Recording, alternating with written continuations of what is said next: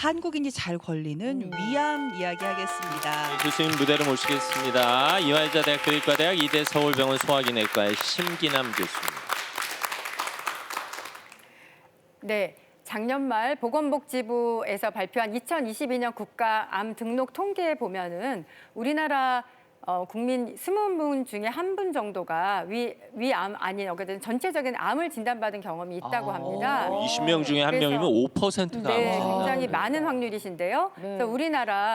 그래서 우리나라 사람들이 잘 걸리는 암에 대해서 한번 살펴보도록 하겠습니다. 네. 보시는 바와 같이 갑상선 암이 12%로 가장 많이 발생하고 네. 있고요. 그 뒤를 이어서 대장암이 2위, 또 폐암, 유방암이 3, 4위를 이루고 있고요. 그다음에 잠시 후에 강의를 하실 그 김남규 교수님의 강의에서 나오는 대장암이 2위를 차지하고 있고 그다음 강의를 해주실 이종찬 교수님 췌장암이 8위를 차지하고 있는 네. 암이 되겠고요. 제가 오늘 말씀드릴 암은 위암으로 5위, 5손가락 안에 드는 그런 그러네요. 굉장히 흔한 암이 되겠습니다. 그래서 위암은 전 세계적으로도 굉장히 흔한 암이지만 우리나라에서 굉장히 흔한 암 중에 하나인 걸 아마 잘 알고 계실 텐데요. 네. 네. 그래서 전 세계적으로 통계를 보면은 제일 많은 나라가 일본이고요. 우리나라가 그 발병률이 2위를 차지하고 있고 중국의 경우에는 3위를 차지하는 것으로 어이구, 전 알려져 세계적으로요? 있습니다. 아 근데 네. 우리나라도 2위지만요. 되게 공교롭게 한국, 중국, 일본 이게 이게 좀 비슷한 이게 동아시아 국가들이 1, 2, 3위예요. 왜 그럴까요? 음식 문화 때문에 그런 걸까요? 네, 그래서 음식이 굉장히 자극적이고 또 짠 음식, 또 탄 음식 등을 잘 먹는 것들도 굉장히 관련이 많이 있고요. 그래서 우리나라에서도 굉장히 발병률이 높은 암이기는 하지만 우리나라에서는 전 세계적으로 생존율이 가장 높은 나라이기 때문에 너무 네. 걱정하지는 않으셔도 될 것 같습니다. 그만큼 우리나라 의료가 치료를 잘한다 이렇게 네, 봐도 그렇게 되겠죠. 하고 조기 발견이 가능하고 오늘 제가 말씀드리는 여러 가지 예방 방법들을 잘 지키신다면 미리 조기에 발견해서 치료 성적을 높일 수가 있기 때문이라고 말씀드릴 수가 있겠습니다. 그래서 저는 오늘 위암이 무엇이고 또 어떻게 예방을 하고 치료를 진행을 하면 좋을지 자세히 말씀드리도록 하겠습니다. 근데 제 주변에도 위암 갖고 계신 분들이 더러 계시거든요. 근데 이게 왜 생기는 건지 그 이유를 모르겠어요. 네, 그래서 아마 굉장히 궁금하신 부분일 텐데요. 네. 그 여러 가지 위암은 어느 한 가지 원인만이 작용하는 게 아니라 여러 가지 원인이 작용을 하는데요. 혹시 헬리코박터 균이라고 들어보셨나요? 네네네네. 네. 한국에서도 많이 네, 보고. 그래서 제가 영상으로 한번 헬리코박터 균을 준비를 해보았습니다. 네. 영상을 보면서 말씀드리겠습니다. 그래서 헬리코박터 균은 우리 위 안에 살고 있는 균인데요. 아시겠지만 위에는 강산이 있기 때문에 일반적인 세균은 살기가 어려운 환경입니다.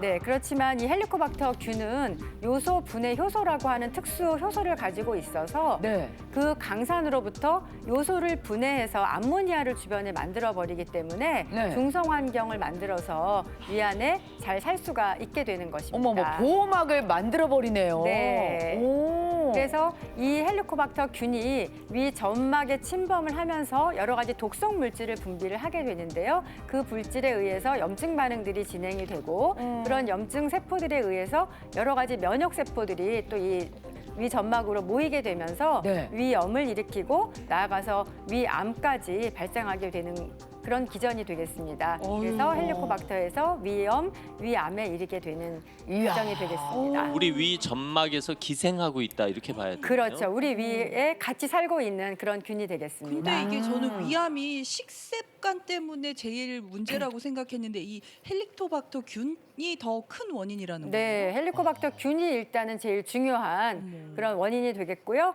그래서 위암을 가지고 계시는 분들 중에 한 60% 이상이 헬리코박터 균 감염이 있는 것으로 알려져 있어서 그래요? 굉장히 밀접한 그런 균이 되겠습니다. 네네. 얘를 잡아 없애야 할 것 같은데 얘는 도통 우리 몸에 도움이 안 되는 아이예요?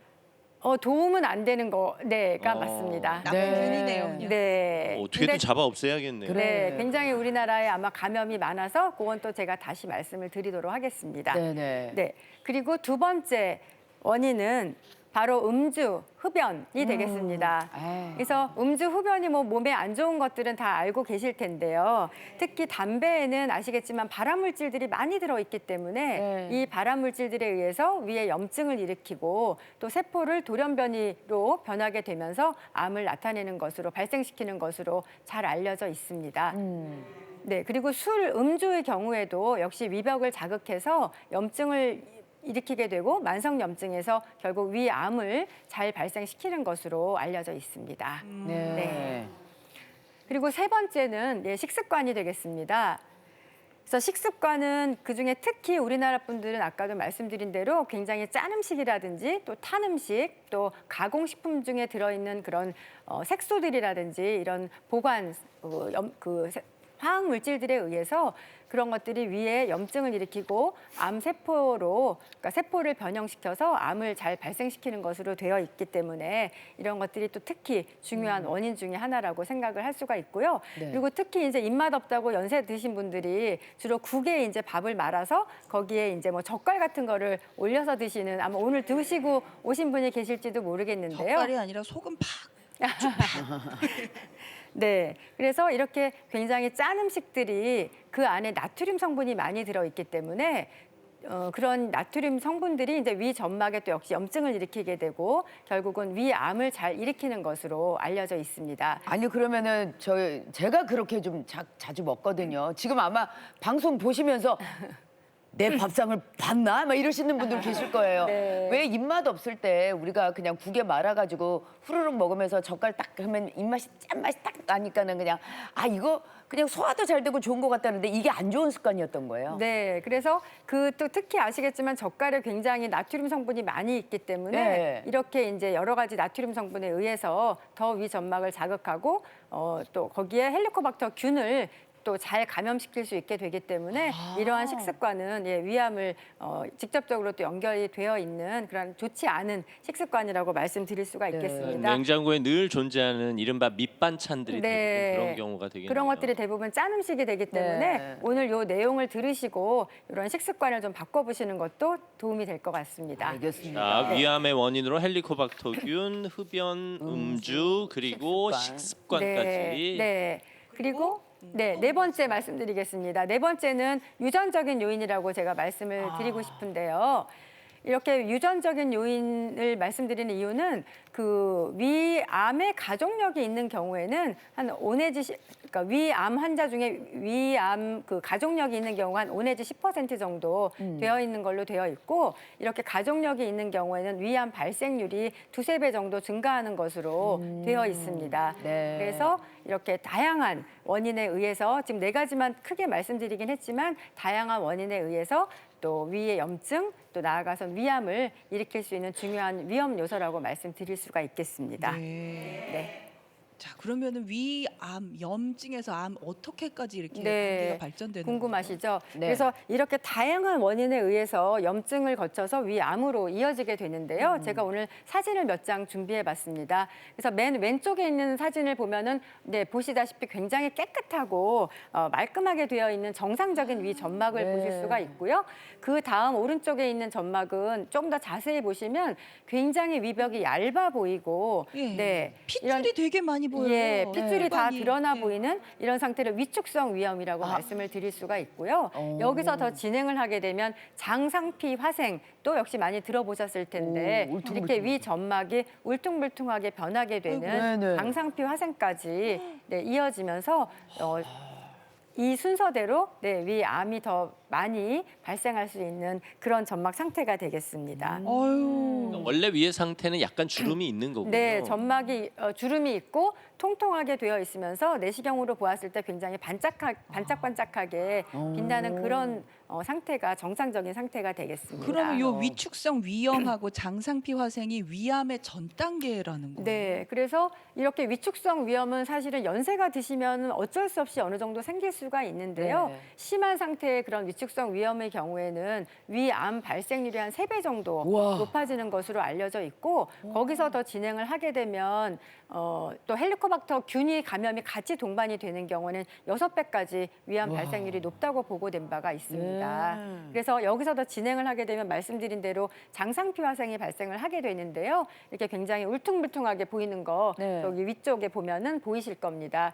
그래서 아래 점막하고는 좀 달라 보이는 부분이 있는데요. 이런 경우에는 많게는 6배에서 10배까지 위암 발생 확률이 높아지는 것으로 되어 있습니다. 그러니까 장의 점막 표면이 상피화됐다. 그렇죠. 이런 그래서 정상적인 위 점막이 장의 세포처럼 변하게 되는 것을 장상피처럼 변하는 그런 장상피 화생이라고 말씀을 드릴 수가 있고 위암의 발병 확률이 매우 높은 그런 점막 상태가 되겠습니다. 근데 우리 어르신들 중에 매번 아우 나 소화가 안 된다, 뭐 불편하다, 항상 이런 말씀 달고 사시는 분들이 계신데 사실 소화제를 늘 상복하시는 그래, 맞아요. 네, 이런 네. 분들은 좀 위암의 위험이 있으신 건 아닌지 걱정이 돼요. 네. 그래서 사실은 연세가 어느 정도 이제 드시게 되면 이런 위장 기능 자체가 연세에 따라서 좀 감소가 될 수는 있는데요.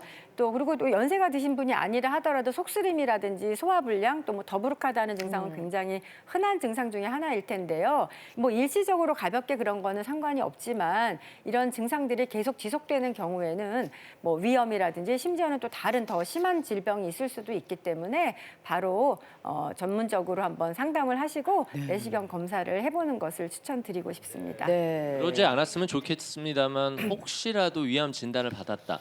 어떻게 치료가 진행될까요? 주변에 누가 암 진단 받았다고 하면 몇 길에 이 얘기부터 맞아. 하거든요. 네, 맞습니다. 그래서 이렇게 내시경 검사를 하게 되면 저희가 이제 위암을 당연히 발견을 할 수가 있고요. 제일 내시경 검사의 중요한 원인 중에 하나가 이런 위암을 발견하는 거라고 말씀드릴 수가 있겠습니다.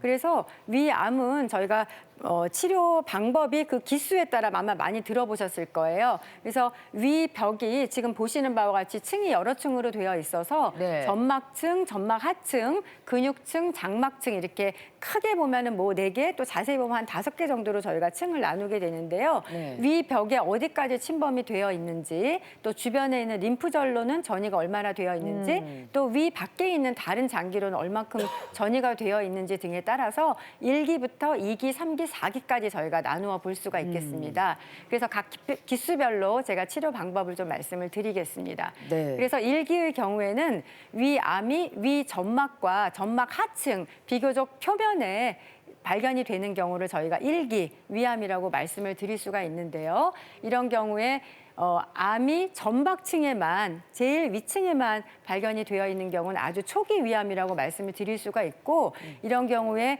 위 주변으로 전이가 되어 있는 림프절 전이가 없다고 하면 저희가 내시경 점막 박리술이라고 해서 위에 점막에 생겨 있는 종양을 내시경적으로 종양을 제거하는 수술을 할 수가 있고요. 시경만으로도요? 제가 어제 오후에도 이거 수술 몇 시간 지금 하고 왔는데요. 네. 그리고 조기 위암이긴 하지만 점막층 그 밑으로 들어가 있는 점막 하층에 네. 이런 암이 있으면 내시경만으로는 절제가 안 되기 때문에 네, 이런 경우에는 위 절제술을 해야 하고 또 위 주변에 있는 림프절까지 제거를 하는 위 절제술과 림프절 절제술까지 하게 되는 그런 조기 위암이 일기라고 하면 되겠습니다. 이제 저런 방법으로 치료하니까 네. 크게 걱정 안 하셔도 돼요. 네, 그래서 이런 경우에는 완치율이 이렇게 치료를 잘 받으시게 되면 90% 이상이기 때문에 저희가 완치를 목표로 치료를 해드릴 수 있는 그런 기수가 되겠습니다.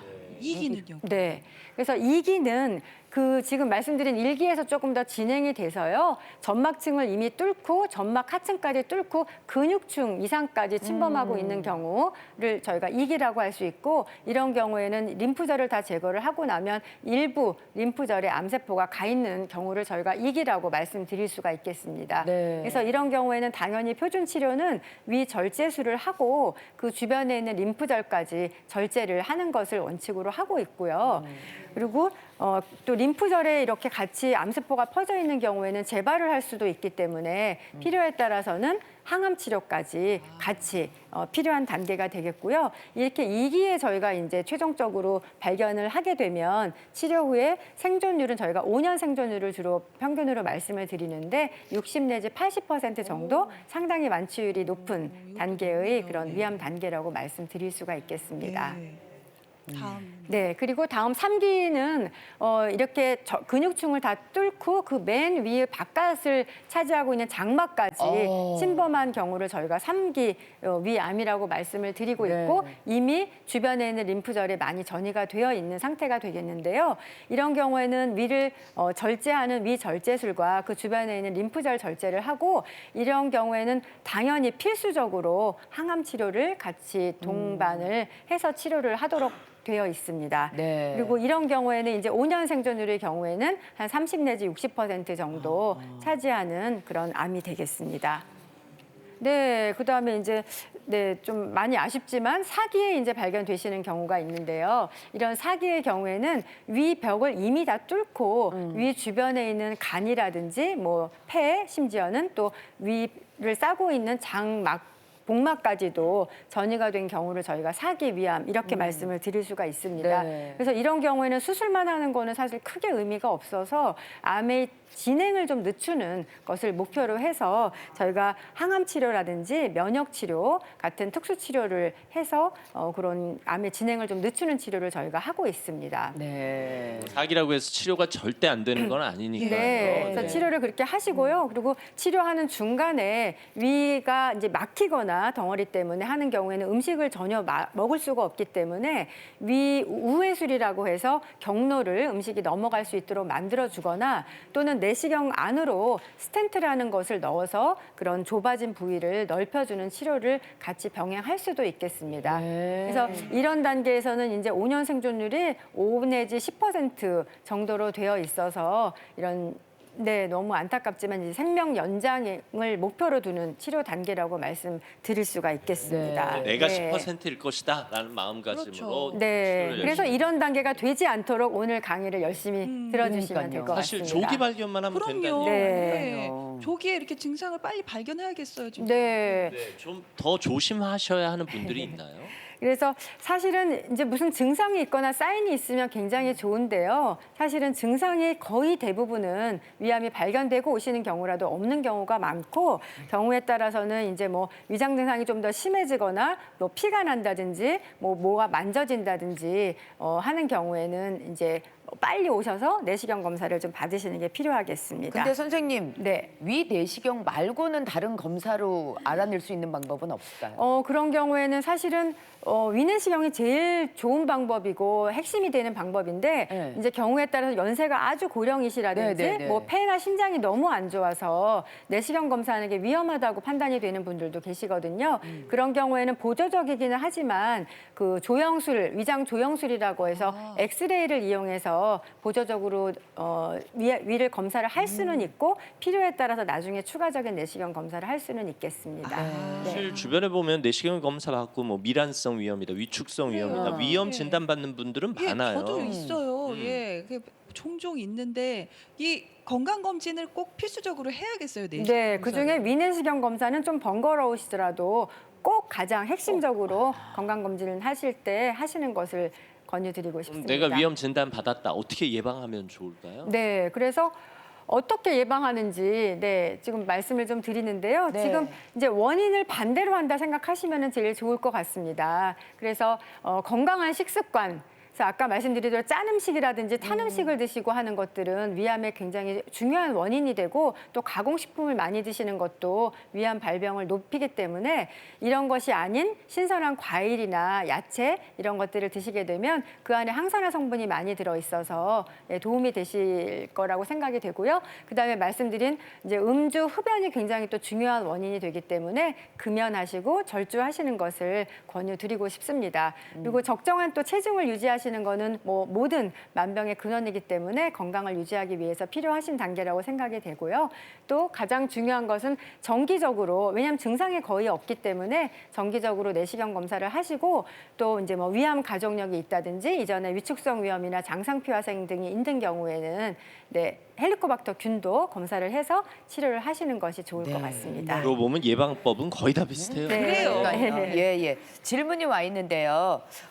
위암 수술을 받고 체중이 많이 감소했는데 어떻게 관리하면 될까요? 물어오셨어요. 네, 그래서 당연히 위암 수술을 받으시게 되면은 이제 여러 가지 구조가 바뀌고 하기 때문에 그 소화 기능이 많이 떨어지게 되고 또 당연히 또 여러 가지 수술적인 방법으로 인해서 영양 흡수가 이제 어려워지는 경우가 있습니다. 그래서 이럴 때는 체중이 너무 많이 감소하게 되면 또 여러 가지 면역력이 떨어진다든지 근손실이 온다든지 하는 문제가 있기 때문에 균형 잡힌 영양 섭취를 하는 게 제일 중요하실 것 같고요. 네. 또 식사 습관을 개선하시는 게 필요하고 이게 음식만으로는 안 되는 경우에는 영양 보충제를 좀 드시는 것도 좋겠고 그럼에도 불구하고 여러 증상이 해결이 되지 않는 경우에는 전문적으로 담당 교수님이나 또 영양 또 관련해서 한번 상담을 받아보시는 것을 추천드리고 싶습니다. 아유 먹는 게 이렇게 중요하네요. 그래요. 네. 이게 먹는 것 때문에 생기고 먹는 걸로 치료하고 그러는 것 같네요. 또 예방만큼 네. 중요한 것이 정기 검진이라는 것도 맞아요. 잊지 않으셨으면 네. 좋겠습니다. 국가 검진 있으니까 네. 많이 활용하시기 바랍니다. 오늘 수업 잘 들었습니다, 네, 교수님. 고맙습니다. 네.